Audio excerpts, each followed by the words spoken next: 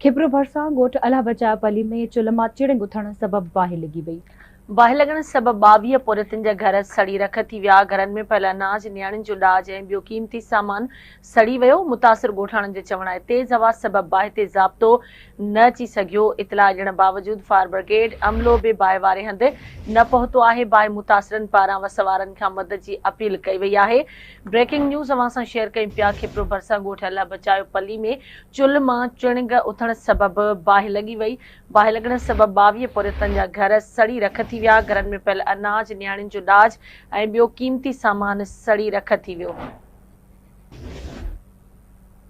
एक भेरो ॿीहर अवां खे आगाह कयूं पिया। खिब्रो भरसां ॻोठ अलाह बचापली में चुल्ह मां चिड़िंग उथण सबबि बाहि लॻी वई। बाहि लॻण सबबि 22 पौरियतनि जा घर सड़ी रख थी विया। घरनि में पयल अनाज, नियाणियुनि जो ॾाज ऐं ॿियो क़ीमती सामान बि सड़ी रख थी वियो।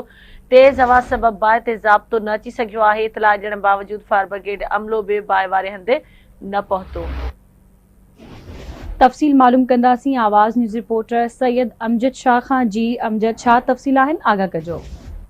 जी बिल्कुल, खिब्रो लगो खाई थाने जे हद ॻोठ अलाह बचापली में चुल्ह मां चिड़िंग उथण सबबि बाहि लॻी वई। बाहि लॻण सबबि 22 पौरियतनि जा घर सड़ी रख थी विया।